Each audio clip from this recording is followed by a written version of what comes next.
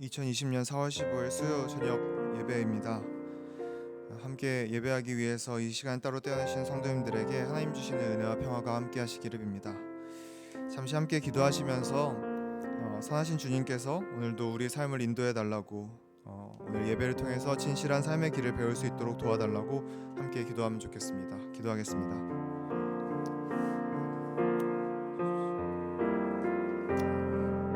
선하신 주님, 우리의 길을 인도해 주십시오. 우리가 코로나로 인해서 또 다양한 삶의 문제들로 인해서 길을 잃기 너무 쉽습니다. 우리 인생길에서 진실된 참사람의 길 하나님께 배우기 원하오니, 하나님 부활의 생명을 우리 가운데 와주시고 주님의 배움으로써, 주님을 알므로써 우리의 삶이 그분과 더욱더 일치하고 연합하는 그런 일들 볼 수 있게 하나님 도와주옵소서.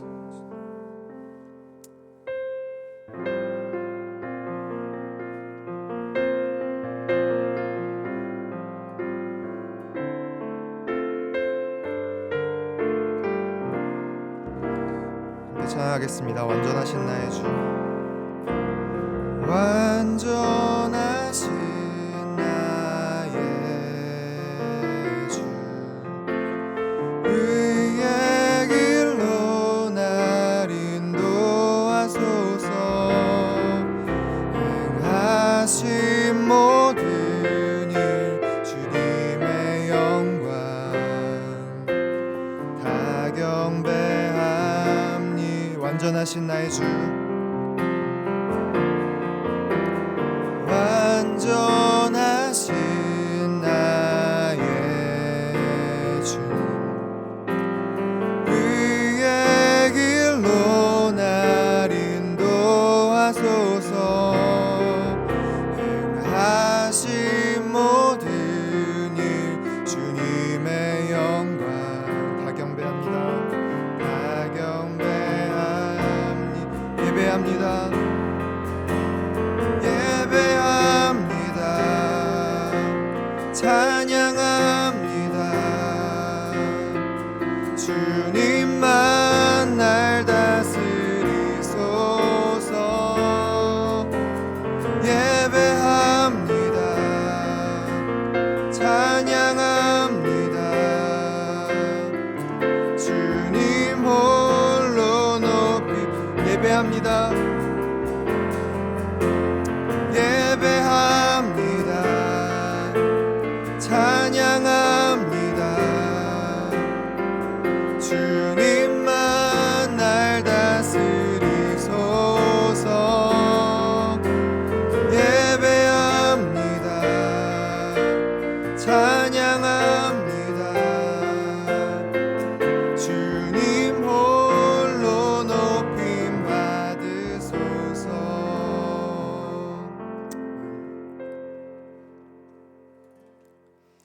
그 앞에 나와 어둠을 벗어버리리. 주님의 사랑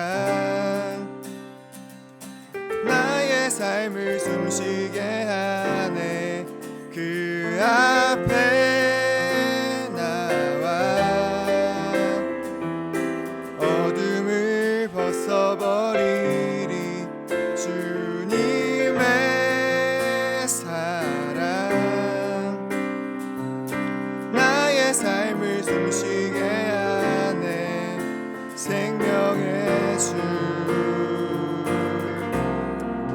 찬양해. 우리 함께 기쁜 노래로 주님께 찬양합시다. 주님의 음성에, 주님의 음성에 세상의 만물이 눈을 뜨네. 새 숨을 내쉬며 온전히 새로워지네.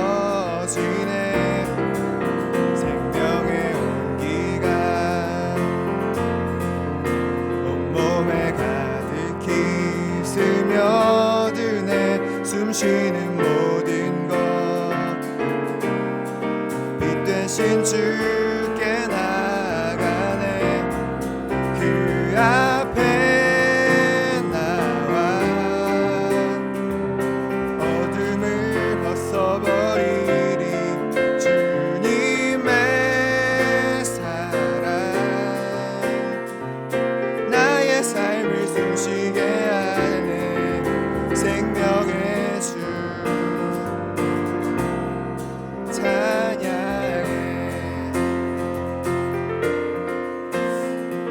다시 한번 처음부터 찬양하겠습니다. 주님의 음성에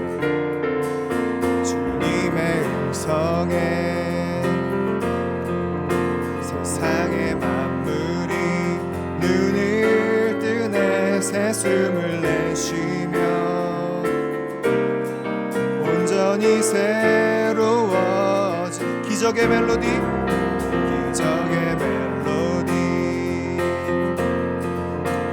흠없는 마음으로 고치시네. 사랑의 치료자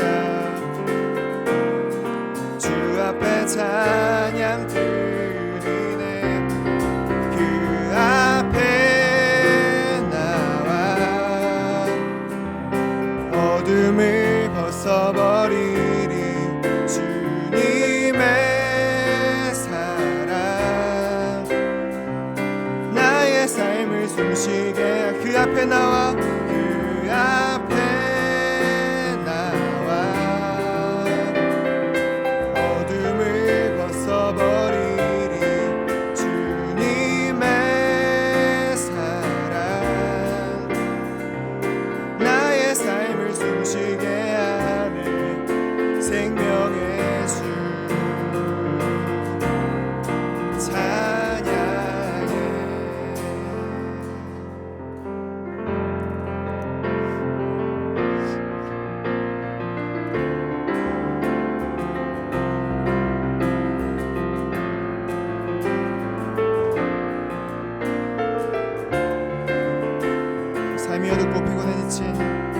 삶이 어둡고 피곤해 지친 모든 이들과 더불어 주여 부활의 능력으로 우리 가운데 임하소서. 의심과 절망으로 가득 찬 모든 이들과 더불어 주여 부활의 능력으로 우리 가운데 임하소서. 두려움과 괴로움에 휩싸인 모든 이들과 더불어 주여 부활의 능력으로 우리 가운데 임하소서. 병들고 약해진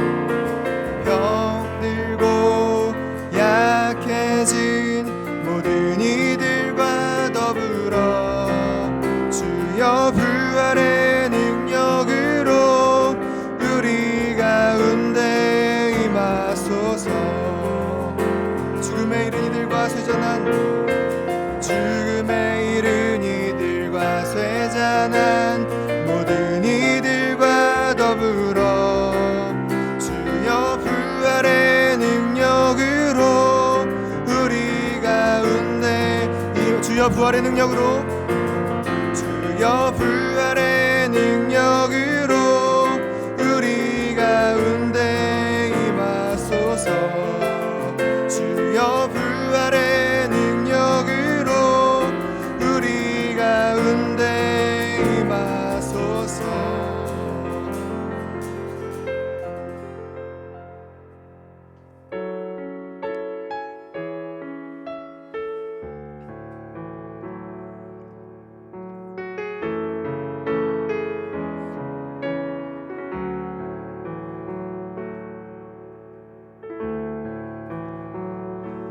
주 안에서 내 영혼 다시 태어나 이전 것은 지나고 새롭게 됐네. 죄로 물든 내 모습 예수와 함께 죽고 부활 생명 내 안에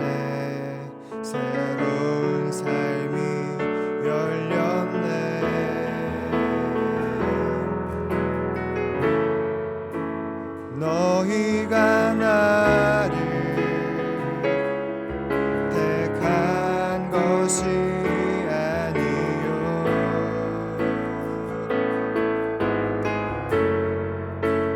내가 너희를 택하여 세웠나니 오직 내 안에 오직 내 속에 그리스도가 사네 오직 내 삶에 오직 내 맘에 그가 주인 되셨네 내 생명 그 안에 내 생명 그 안에 그의 생명 내 안에 나의 삶이 이전과 같을 수 없네 내 생명 그 안에 내 생명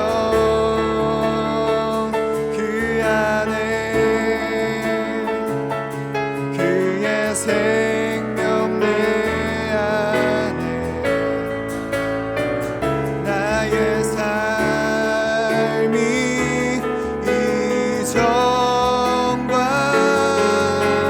같을 수 오직 내 안에 오직 내 안에 오직 내 속에 그리스도가 사네 오직 내 삶에 오직 내 맘에 그가 주인 되셨네 오직 내 안에 오직 내 속에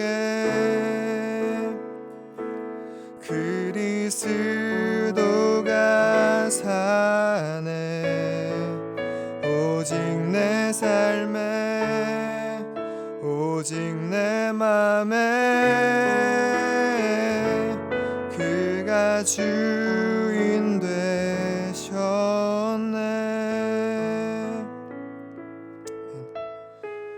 우리 시간 우리 예배 중에 신실하게 함께 하실 하나님을 기억하시면서 이어진 말씀 가운데서 우리를 새롭게 하시는 부활의 생명 발견할 수 있기를 함께 기도하면 좋겠습니다. 같이 기도하겠습니다.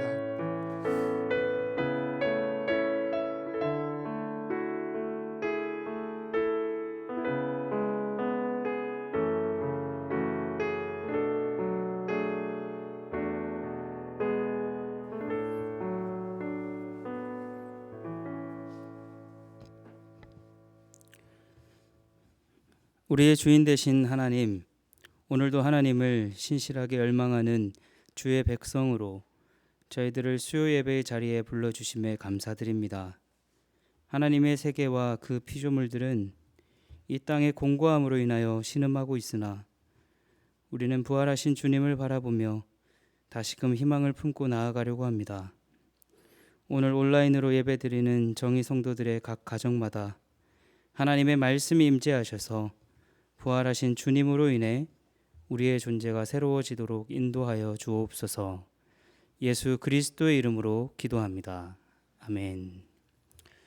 오늘 하나님께서 우리들에게 주신 말씀은 에스겔서 37장 1절에서 6절과 요한복음 20장 11절에서 18절, 로마서 6장 3절에서 5절 말씀입니다.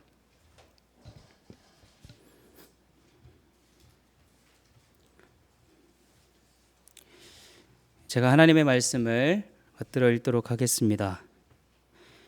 여호와께서 권능으로 내게 임재하시고 그의 영으로 나를 데리고 가서 골짜기 가운데 두셨는데 거기 뼈가 가득하더라. 나를 그 뼈 사방으로 지나가게 하시기로 본즉 그 골짜기 지면에 뼈가 심이 많고 아주 말랐더라. 그가 내게 이르시되 인자야 이 뼈들이 능히 살 수 있겠느냐 하시기로 내가 대답하되 주 여호와여 주께서 아시나이다. 또 내게 이르시되 너는 이 모든 뼈에 대하여 이르기를 너희 마른 뼈들아 여호와의 말씀을 들을지어다. 주 여호와께서 이 뼈들에게 이같이 말씀하시기를 내가 생기를 너희에게 들어가게 하리니 너희가 살아나리라. 너희 위에 힘줄을 두고 살을 입히고 가죽으로 덮고 너희 속에 생기를 넣으리니 너희가 살아나리라. 또 내가 여호와인 줄 너희가 알리라 하셨다 하라. 마리아는 무덤 밖에 서서 울고 있더니 울면서 구부려 무덤 안을 들여다보니 흰옷 입은 두 천사가 예수의 시체 뉘었던 곳에 하나는 머리편에 하나는 발편에 앉았더라. 천사들이 이르되 여자여 어찌하여 우느냐. 이르되 사람들이 내 주님을 옮겨다가 어디 두었는지 내가 알지 못함이니이다. 이 말을 하고 뒤로 돌이켜 예수께서 서 계신 것을 보았으나 예수이신 줄은 알지 못하더라. 예수께서 이르시되 여자여 어찌하여 울며 누구를 찾느냐 하시니 마리아는 그가 동산지기인 줄 알고 이르되 주여 당신이 옮겼거든 어디 두었는지 내게 이르소서. 그리하면 내가 가져가리이다. 예수께서 마리아야 하시거늘 마리아가 돌이켜 히브리 말로 랍오니 하니 이는 선생님이라는 말이라. 예수께서 이르시되 나를 붙들지 말라. 내가 아직 아버지께로 올라가지 아니하였노라. 너는 내 형제들에게 가서 이르되 내가 내 아버지 곧 너희 아버지 내 하나님 곧 너희 하나님께로 올라간다 하라 하시니 막달라 마리아가 가서 제자들에게 내가 주를 보았다 하고 또 주께서 자기에게 이렇게 말씀하셨다 이르니라. 무릇 그리스도 예수와 합하여 세례를 받은 우리는 그의 죽으심과 합하여 세례를 받은 줄을 알지 못하느냐. 그러므로 우리가 그의 죽으심과 합하여 세례를 받음으로 그와 함께 장사되었나니 이는 아버지의 영광으로 말미암아 그리스도를 죽은 자 가운데서 살리심과 같이 우리로 또한 새 생명 가운데서 행하게 하려 함이라. 만일 우리가 그의 죽으심과 같은 모양으로 연합한 자가 되었으면 또한 그의 부활과 같은 모양으로 연합한 자도 되리라. 아멘. 네, 오늘 4.15 총선이 있었습니다. 모두 투표하셨습니까? 저는 지난 금요일에 사전 투표를 했습니다. 코로나로 인해서 투표율이 떨어질 것이라는 예상과 달리 많은 국민들께서 투표에 임해 주셨습니다. 이제 막 개표가 시작했을 텐데요. 지금 저는 개표 방송과 경쟁해야 되는 그런 부담감 가운데 있습니다. 오늘 밤 자정이 돼야 결과가 나온다고 하니 너무 조급해하지 마시고 편안한 마음으로 설교를 들으셨으면 좋겠습니다.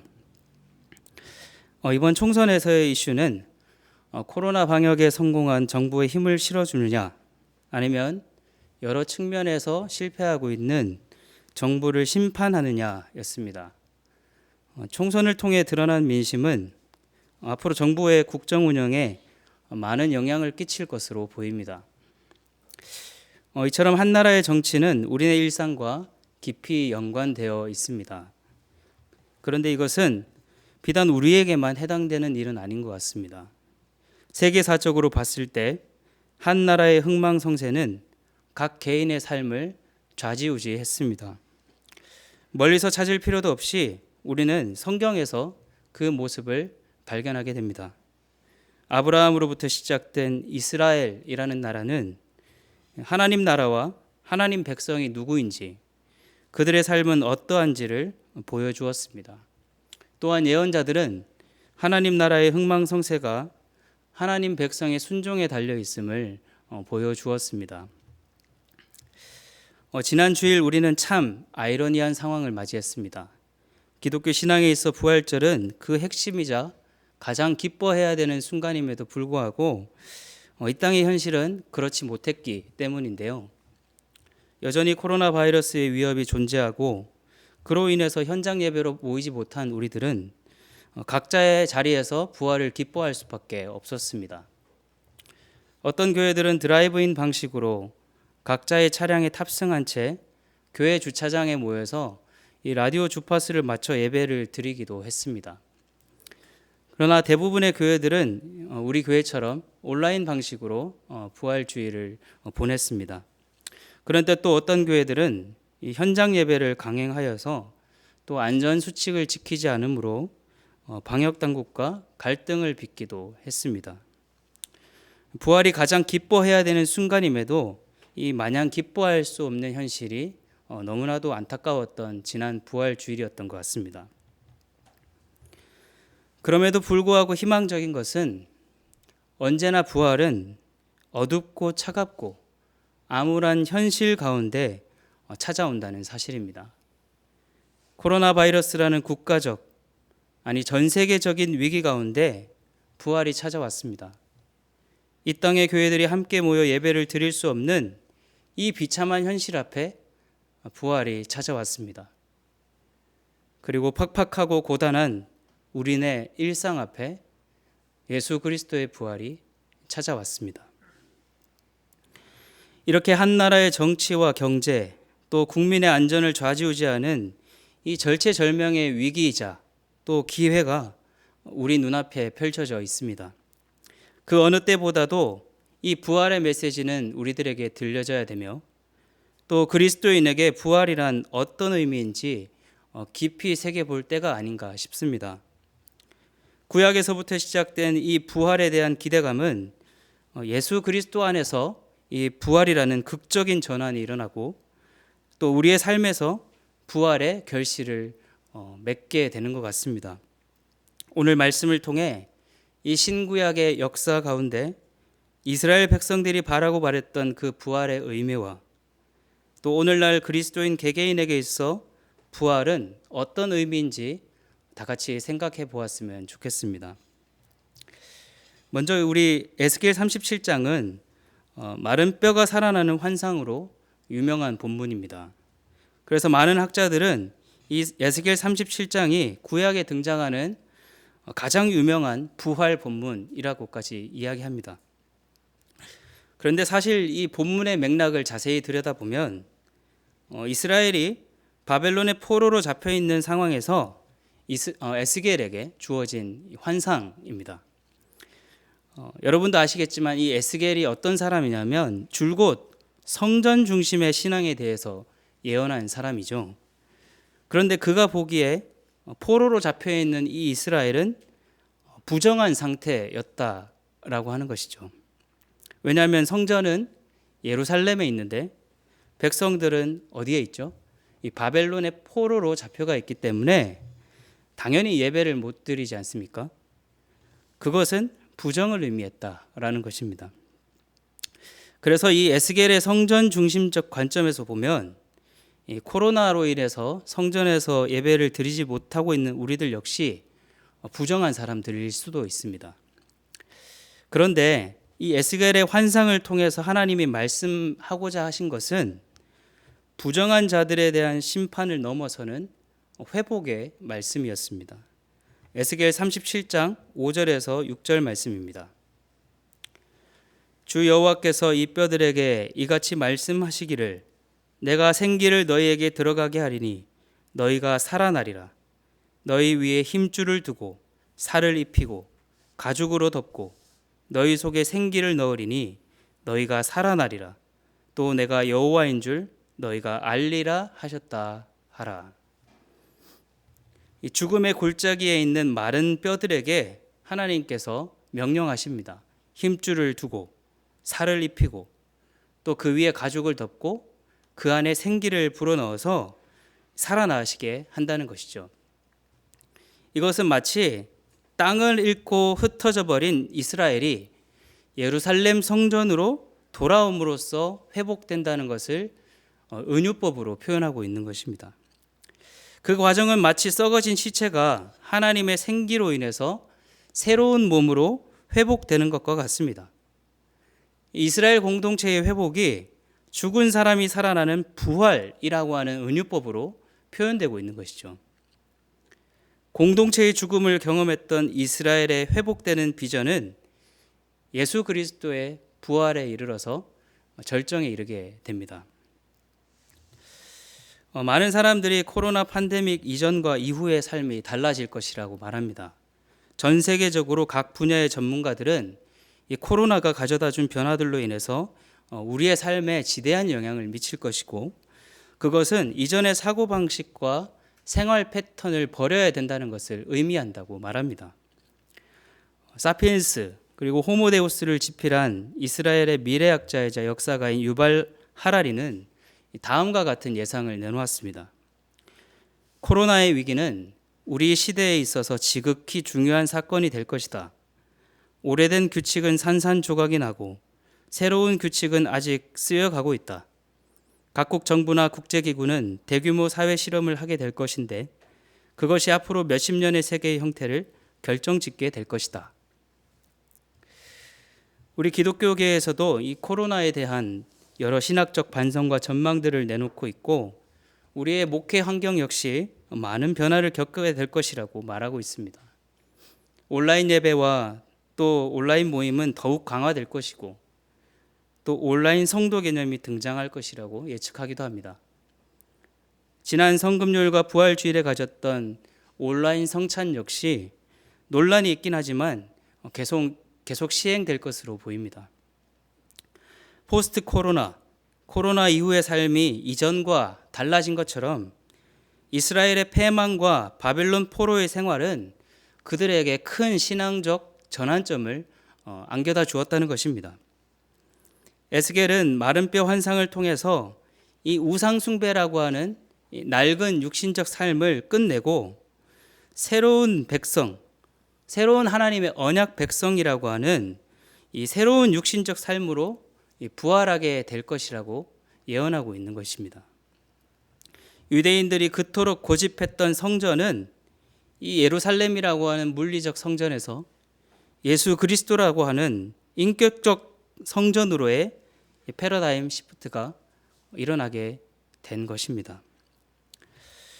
우리는 지난 시간에 예수님의 이 빈 무덤을 확인하고 그냥 돌아가는 두 제자의 이야기에 대해 들었습니다.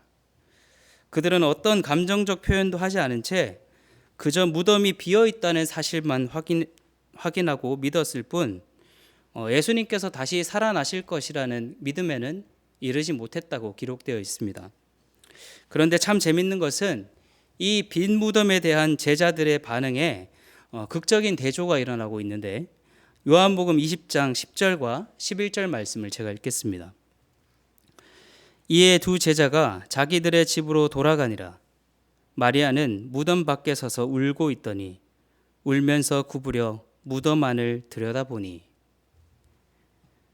빈 무덤을 보고 그냥 돌아간 두 제자와는 달리 막달라 마리아는 홀로 남아서 무덤 밖에서 통곡하며 울고 있었다는 것입니다.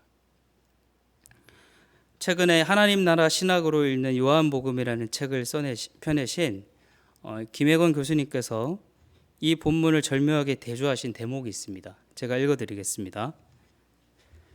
남자 제자 둘은 일단 사실관계를 확인하고 아무 감정적 잔여도 남기지 않고 집으로 돌아간다. 여자는 예수님의 시신을 집에 가져가려고 한다. 감정적으로 죽음 자체를 인정하지 않는다. 마리아에게는 예수님을 더 이상 죽음의 땅에 방치하지 않겠고 예수님의 죽음을 받아들이지 않겠다는 결연한 결기가 있다. 예수님 죽음의 부조리성, 예수님이 죽어서는 안 되는 분이라는 것을 마음속 깊이 깨달았다. 막달라 마리아의 예수님을 향한 사랑은 이념적 사랑이 아니라 예수님 자체에 대한 사랑이었다. 예수님 자체가 시신이 되었어도 그것을 예수님이라고 믿는 사랑이다. 시신이 된 예수님에게 여전히 표현할 사랑이 남아 있었다. 두 제자의 눈에 보이지 않던 천사들과 예수님이 막달라 마리아에게만 보였던 것은 결코 우연이 아닙니다. 합리성을 초월하는 영적인 감수성, 빈 무덤에서도 절망보다는 희망을 놓지 않는 태도 가운데 부활하신 예수님이 마리아 앞에 나타나신 것입니다. 이것은 성전에 나와 예배를 드리기보다는 예배를 본다는 표현이 적절할 정도로 형식적으로 예배를 드렸던 우리의 모습을 돌아보게 합니다. 막달라 마리아는 안식일에 무덤을 찾았습니다. 그 말이 무슨 뜻일까요? 안식일에 예수님을 만나기 위해서, 그분을 경배하기 위해서, 그분을 애도하기 위해서 무덤으로 찾아갔다는 말입니다. 비록 그 예수님이 돌아가셨다고 할지라도 마리아에게 예수님은 죽은 예수님이 아니라 여전히 살아계신 예수님이었습니다. 예수님 그 자체가 성전이었고 예배당이었으며 인격적인 성전에서의 예배를 사모했던 것입니다. 예수님과 함께라면 그 예수님이 설사 돌아가셨을지라도 그분과 함께 있기를 원하는 그 마음이 다른 두 제자의 눈에는 보이지 않던 부활하신 주님을 만나게 해 주었다는 것입니다. 사랑하는 여러분, 우리는 지금 우리가 그토록 사모했던 성전에서의 예배를 드리지 못하고 있습니다. 그런데 그 예배를 다시금 반추해 보면 예수님을 만나고자 하는 마음이 얼마나 있었는지요. 인격이신 예수 그리스도로부터 흘러나오는 생명을 얼만큼 누리셨는지요. 우리가 지금 단지 물리적 성전에서 예배드리지 못해 안타까워하기보다는 인격적 성전이신 예수 그리스도를 만나고자 하는 열망 없음에 더 안타까워해야 되는 것은 아닌가 생각해 봅니다. 부활의 삶을 살아가기 위한, 부활하신 예수님을 만나 새로운 삶을 살기 위한 조건이 있다고 한다면 그것은 바로 예수 그리스도를 만나기 위한 열망이 아닐까 생각합니다. 우리 삶에 어떠한 어려움과 위기가 닥쳐온다고 할지라도 주님을 만나고자 하는 열망을 품고 살아간다면 부활하신 주님이 우리를 만나 주시고 또 부활의 삶으로 우리를 초대해 주실 것입니다. 저는 사랑하는 정의 성도님들이 지금은 온라인으로 예배를 드린다고 할지라도 예수 그리스도라는 인격적 성전을 열망하게 되시기를 소망합니다. 무덤 앞에서 통곡하며 머물렀던 마리아를 부활의 주님이 만나 주셨듯이 그 열망을 가지고 예배하는 여러분을 부활의 주님께서 만나 주실 것입니다. 얼마 전 라디오 프로그램에서 코로나를 대처하는 대한민국의 현재 위상에 대한 논평을 들은 적이 있습니다. 과거 어린 시절에는 모든 제품들이 미국제 아니면 일본제가 최고였다고 합니다. 자동차, 전자제품과 같이 우리가 일상생활에서 쓰는 제품들 중에 국산은 거의 없었고 있었다고 해도 미국제와 일본제에 비교했을 때는 품질이 한창 뒤처졌던 게 사실입니다. 그런데 최근 미국 트럼프 대통령이 우리나라 문재인 대통령에게 코로나 진단키트를 요청했고 오늘 새벽에 진단키트 60만 개를 보내주었다고 합니다. 미국뿐만 아니라 이제는 전 세계가 한국산 제품을 신뢰하고 있고 세계 최강대국 미국마저도 한국산 제품을 원하는 세상이 되어버렸다는 것입니다. 우리가 과거의 인식에 머물러 있던 사이에 이미 우리나라는 선진국이 되어 있었던 것입니다. 그런데 문제는 이러한 우리의 자기인식이 이 뒤바뀐 현실을 따라가지 못하고 있다는 것입니다. 여전히 미국과 일본이 최고야. 우리나라는 안 돼. 라는 자기인식이 갇혀 있다는 것이죠. 그도 그럴 것이 우리는 그렇게 교육받아왔고 그것을 또 현실로 받아들였기 때문에 이 뒤바뀐 현실을 인정하고 있지 못하다고 하면서 이제는 이 현실에 맞는 자기인식을 가져야 될 때라고 하는 그런 논평을 들은 적이 있습니다. 저는 우리 그리스도인들의 자기인식도 이와 비슷하다고 생각합니다. 우리는 이미 그리스도 예수의 죽으심으로 인해 죄에 대하여 죽은 사람들이지만 여전히 죄의 권세에 눌려 힘겹게 살아가고 있습니다. 우리는 이미 그리스도 예수의 부활하심으로 인해 다시 살아난 사람들이지만 여전히 새 생명의 삶을 살아가지 못하고 있습니다. 죄의 권세에 눌려 새 생명을 누리지 못하고 있는 이 우리의 자기인식이 이미 예수께서 죄에 대하여 승리하시고 부활하신 현실을 따라가지 못하고 있다는 것입니다. 그래서 사도 바울은 이러한 자기인식을 극복하기 위하여 그리스도와의 연합이라는 개념을 가지고 설명하는데요. 로마서 6장 4절과 5절의 말씀입니다. 그러므로 우리가 그의 죽으심과 합하여 세례를 받음으로 그와 함께 장사되었나니 이는 아버지의 영광으로 말미암아 그리스도를 죽은 자 가운데서 살리심과 같이 우리로 또한 새 생명 가운데서 행하게 하려 함이라. 만일 우리가 그의 죽으심과 같은 모양으로 연합한 자가 되었으면 또한 그의 부활과 같은 모양으로 연합한 자도 되리라. 이 말씀이 무슨 뜻입니까? 예수께서 갈보리 십자가에서 돌아가실 때 우리들도 거기에서 죽었다는 말입니다. 예수님께서 차갑고 어두운 빈 무덤에 장사되셨을 때에 우리들도 거기에 묻혔다는 말입니다.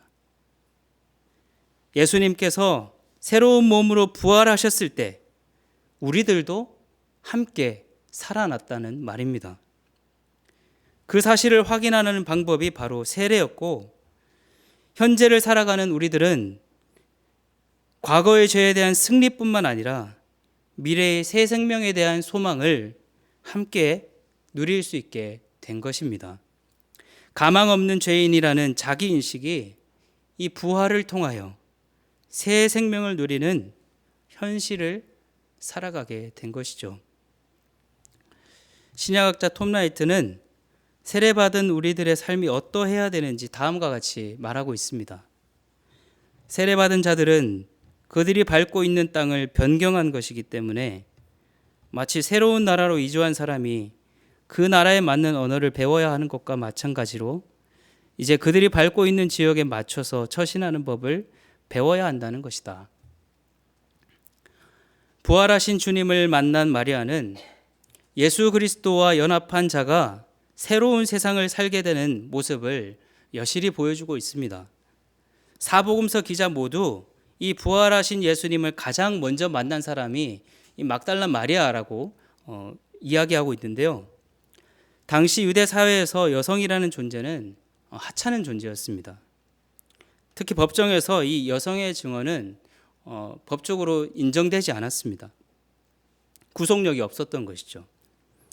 그런데 유대인 남자 중심의 사회가 어떤 여성의 증언도 인정하지 않는 상황에서 예수님은 자신의 이 부활 소식을 남자도 아닌 이 여성의 입을 통해서 증언되게 하신 것입니다. 부활하신 예수님은 여성의 증언을 인정하지 않는 남성 중심의 사회를 뒤집어 엎으셨습니다. 부활하신 주님께서 당시 시대에서는 감히 생각할 수 없는 이 복음적 지평을 새롭게 열어주신 것이죠. 당시 시대 사람들이 생각할 수 없는 아주 혁명적인 변화가 이 부활하신 주님을 만난 여성을 통해 일어나게 된 것입니다. 인간에 대한 낡은 사고방식은 깨어지고 인간의 가치를 드높이는 새로운 세상의 사고방식이 생겨나게 된 것입니다. 사람에 대한 차별은 종식되고 있는 자들의 배를 불리는 이 기득권적인 사회 구조는 결국 종말을 맞이하게 될 것입니다. 이것은 예수 그리스도와 연합한 사람들, 예수와 합하여 세례를 받은 사람들이 가지는 사명이기도 합니다. 때로는 세상의 정책과 방향에 협조하기도 하고, 만일 세상이 잘못된 방향으로 가고 있다면 반대할 수 있는 태도가 그리스도인들에게 요청되는 것입니다. 오늘 우리는 그리스도와 연합하여 세례받은 자로서 투표권을 행사함으로 말미암아 이미 이 땅에 심겨진 하나님 나라가 꽃을 피울 수 있도록 하였습니다. 투표를 통해 하나님 나라는 조속히 이 땅 가운데 만개할 것입니다. 물론 그때는 지연될 수도 있고 우리가 기대하는 타이밍에 이루어지지 않을 수도 있습니다. 그러나 사회 각계각층에 속한 우리 모두가 자신이 속한 가정과 교회와 또 학교와 직장에서 이 하나님 나라가 꽃피울 수 있도록 자신의 권리와 의무를 다할 때 하나님의 나라는 우리가 알지 못하는 사이에 임하게 될 것입니다. 새롭게 피어나는 하나님 나라에 걸맞는 옷을 입고 살아가는 것, 이것이 바로 우리의 역할인 줄 믿습니다. 바벨론 포로로 잡혀있던 이스라엘 백성들은 포로 생활로부터의 귀환을 통해 민족 공동체의 부활을 경험하였습니다. 그 부활은 예루살렘 성전이라는 물리적 성전에서 예수 그리스도라는 인격적 성전에서 절정을 이루었으며 사도 바울은 이제 각 사람이 죄의 사슬로부터 끊어지고 그리스도인 개개인이 새로운 삶, 부활을 경험하게 될 것이라고 말하고 있습니다. 이 부활 사상은 구약의 이스라엘 공동체가 꿈꾸었던 그 민족의 회복으로부터 예수 그리스도를 통해 오늘날 우리 각개인의 갱신된 삶으로 이어지고 있는 것입니다. 사랑하는 정의성도 여러분, 마리아가 주님을 만나고자 했던 그 열망이 결국 그 시대의 낡은 체제를 뒤흔들었던 것처럼 부활하신 주님을 만나고자 하는 우리의 열망이 이 땅 가운데 하나님 나라를 꽃피우게 할 것임을 저는 믿습니다. 하나님을 향한 사랑은 우리가 발딛고 있는 이 세계와 이웃을 향한 사랑으로 확대될 것이고 그 중심에는 예수 그리스도의 부활과 그리스도와 연합한 우리 그리스도인들이 있습니다. 포스트 코로나의 현실과 더불어 포스트 레저렉션, 부활 이후의 삶이라는 현실은 반드시 그리스도와 연합한 자라는 자기 인식 위에서만 펼쳐질 것입니다. 오늘도 우리의 삶을 뒤흔드는 그 무엇으로부터 괴롭고 힘드셨습니까? 우리는 부활하신 그리스도 예수와 연합한 사람들임을 기억하십시오. 오늘도 이 땅의 현실을 바라보며 가슴 아파하셨습니까? 이스라엘 공동체를 새롭게 회복하신 하나님이 이 땅의 현실을 고치시고 하나님의 나라를 꽃피우실 것입니다. 우리의 새로워진 존재의 부활을 통하여 이미 이루어 놓으신 하나님 나라에 합당한 새로운 인간으로, 새로운 사람으로 살아가시기를 간절히 소망합니다. 함께 들은 말씀을 생각하며 기도하겠습니다. 기도하기 전에 우리 아까 함께 불렀던 찬양 같이 부르도록 하겠습니다. 주 안에서 내 영혼 다시 태어나.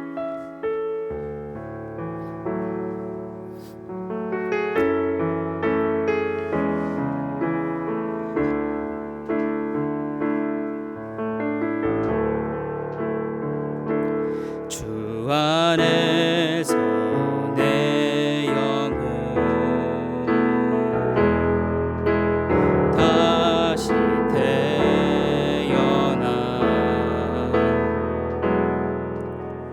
이전 것은 지나고 새롭게 됐네. 죄로 물든 내 모습 예수와 함께 죽고 부활 생명 내 안에 새로운 삶이 열렸네.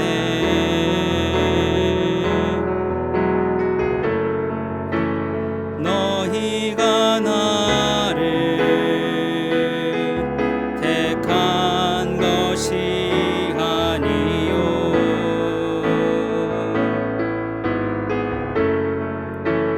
내가 너희를 택하여 세웠나니 오직 내 안에 오직 내 속에 그리스도가 사네. 오직 내 삶에 오직 내 맘에 그가 주인 되셔. 오직 내 안에 오직 내 안에 오직 내 속에 그리스도가 사네. 오직 내 삶에 오직 내 맘에 그가 주인 되셨네. 시간 우리 함께 기도하겠습니다. 첫 번째로는 오늘 있었던 4.15 총선을 위해서 함께 기도하겠습니다. 이스라엘 민족은 그들의 국가적 위기 앞에 에스겔 선지자를 통하여 마른 뼈가 살아나는 환상을 보았습니다. 국제적 질서 가운데 힘없이 패망한 민족 가운데 하나님은 그들에게 회복의 비전을 보이셨고, 가망 없는 민족은 다시금 하나님의 백성이 되는 부활을 경험하였습니다. 오늘 선거 결과를 통해서 이 대한민국이 하나님께서 경영하시는 나라로 거듭나기를 기도합시다. 무엇보다 하나님을 두려워하는 자들이 이 나라를 다스리게 하시어 하나님께 순종하는 나라와 백성이 될 수 있도록 다 같이 기도하겠습니다. 하나님 아버지, 오늘은 우리에게 대한민국 국민으로서 부여된 참정권, 이 투표권을 행사하는 날이었습니다. 주님, 이스라엘 민족이 국제 정세 아래에서 풍잔등화와 같은 그들의 절체절명의 위기 앞에서 바벨론 포로로 끌려간 그 상황 속에서도 하나님은 에스겔 선지자를 통하여 마른 뼈가 살아나는 환상을 보이셨고, 그 민족이 다시금 예루살렘으로 돌아와 회복되는 비전을 보여주셨습니다. 주님, 힘없이 패망한 민족 가운데에서도 하나님은 그들의 순종함을 통하여 하나님 나라와 하나님 백성을 다시금 새롭게 경영해 가시는 것을 우리가 봅니다. 주님, 이 대한민국 주님께서 보호하여 주시고 지켜주셔서 주님, 이 나라가 무엇보다도 하나님께서 경영하시는 나라 될 수 있기를 기도합니다. 무엇보다 하나님을 두려워하는 자들이 이 나라를 다스리게 하여 주시고 하나님께 순종하는 나라와 백성들 될 수 있도록 도와주시며, 주님, 우리가 알지 못하는 그 모든 부분까지도 하나님 세세히 이 나라 이 민족 가운데 간섭하여 주셔서 주님, 이 땅에 소외받고 괴로워하고 아파하는 사람들 가운데 위로로 또 하나님으로 찾아가 주시고 저들 가운데 함께하여 주시기를 주님 간절히 소망합니다. 두 번째로 기도하실 때는 우리 코로나 사태가 조속히 종식되기를 기도합시다. 전 세계적으로 여전히 코로나가 유행을 하고 있고, 전 세계에 10만 명 이상이 코로나로 인해 목숨을 잃고 200만 명 이상이 코로나로 인해 신음하고 있습니다. 이로 인해 전 세계 경제는 휘청거리고 있고 우리나라 역시 그 파급 효과에서 자유롭지 못합니다. 무엇보다 이로 인해 현장 예배를 드리지 못하는 교회들이 자성의 기회로 여기고 예수 그리스도를 향한 열망을 회복하는 계기가 되어 하나님의 교회가 갱신될 수 있도록 다 같이 이 코로나 사태를 위하여 또 한국교회를 위해서 같이 기도하겠습니다. 하나님 아버지, 이 코로나 팬데믹으로 인하여 많은 사람들이 목숨을 잃고 또 괴로워하는 가운데 있습니다. 전 세계 정치와 또 경제, 모든 국가적 안보의 문제들이 대두되고 있고, 또 이로 인해서 실직하는 사람들이 있고 그 가정이 파탄나는 자들도 있으며, 그 생명을 잃음으로 인해서 또 국가 전체의 존립이 위험한 나라들도 있습니다. 하나님, 이 위기 가운데, 이 전 세계적 위기 가운데 하나님, 이 나라의 이 민족 또 전 세계 열방의 백성들을 하나님 고쳐주시고 또 지켜주시고 인도하여 주셔서 하루속히 이 위험으로부터 벗어날 수 있도록 인도하여 주시옵소서. 인간의 잘못들을 회개하게 하시고 다시금 돌아볼 수 있는 기회로 여기게 하시며, 무엇보다도 하나님, 이 한국교회 역시 예배드리지 못하고 있는 상황 가운데에서 예수 그리스도라는 인격적 성전을 얼마나 열망했었는지 다시금 돌아봄으로 말미암아 우리의 예배가 다시금 회복되고 또 그리스도를 향한 열망을 회복하는 계기가 되어서 한국교회가 다시금 갱신되어지는 계기가 될 수 있도록 주님 함께하여 주시옵소서. 마지막으로 우리 정예교회 공동체와 여러분 자신을 위해서 기도하겠습니다. 우리는 부활이라는 새로운 시대에 걸맞는 그리스도와 연합한 자로 살기로 결단하였습니다. 우리가 속한 가정과 교회와 또 학교와 직장에서 이 썩어질 낡은 구습에서 벗어나 부활이라는 새로운 능력으로 우리가 속한 그곳에서 새로움을 더하는 자들이 되기를 기도합시다. 우리는 세례를 통해 그리스도와 연합한 자임을 확인받았고 그에 걸맞는 자기인식으로 하나님 나라를 세워가는 자들이 되어야 하겠습니다. 그렇게 우리 자신과 또 우리의 교회가 그렇게 부활의 삶을 살아갈 수 있도록 다 같이 기도하겠습니다. 하나님 아버지, 주님의 부활을 통하여서 또 우리의 존재가 또 우리의 자기인식이 새로워짐을 다시금 고백합니다. 이미 하나님은 부활이라고 하는 이 하나님 나라의 새로운 현실을 우리에게 허락하여 주셨지만 주님 여전히 우리의 자기인식은 죄의 짐에 짓눌려서 그 부활의 새 생명을 누리지 못하는 가운데 있습니다. 주님, 우리가 속한 가정과 교회와 또 학교와 직장에서 이 썩어진 구습을 폐하고 부활이라고 하는 새로운 능력으로, 참신함으로, 또 하나님의 능력으로 우리가 속한 그곳에 하나님의 새로움을 더할 수 있는 능력을 허락하여 주시옵소서. 우리는 그리스도와 연합한 자임을 다시금 고백하고 또 선포합니다. 그에 걸맞는 자기인식으로 하나님 나라를 세워가는 자들 되게 도와주시고, 우리 사랑하는 정의교회 공동체가 그러한 자들의 모임 되게 하여 주셔서 또 이 지역사회와 또 우리가 속한 또 모든 분야에서 또 하나님의 그 복음을 증거하고 부활의 증인으로 살아가는 이 주님의 정의교회 공동체 될 수 있도록 주님 도와주시옵소서. 우리의 존재를 새롭게 부활하게 하신 주님, 우리 안에 주님을 향한 열망으로 가득 채워 주옵소서. 그리하여 부활하신 주님을 만나게 하시고 이 땅의 부활의 능력을 새로움을 더하는 자들이 되게 하옵소서. 이 땅의 정치와 경제와 안보를 지켜주사 신음하고 있는 이 피조 세계가 다시금 하나님의 주권을 인정하게 하여 주시고 모든 무너지고 망가진 것들이 회복되게 하여 주옵소서. 부활의 능력으로 죽어가는 것에 새 생명을 더하시고 우리들의 삶 역시 부활의 능력으로 충만케 하옵소서. 이 모든 말씀 부활의 주님이신 예수 그리스도의 이름으로 기도합니다. 아멘. 이제는 주님께서 가르쳐 주신 기도를 드리겠습니다. 하늘에 계신 우리 아버지, 아버지의 이름을 거룩하게 하시며 아버지의 나라가 오게 하시며 아버지의 뜻이 하늘에서와 같이 땅에서도 이루어지게 하소서. 오늘 우리에게 일용할 양식을 주시고 우리가 우리에게 잘못한 사람을 용서하여 준 것 같이 우리 죄를 용서하여 주시고 우리를 시험에 빠지지 않게 하시고 악에서 구하소서. 나라와 권능과 영광이 영원히 아버지의 것입니다. 아멘.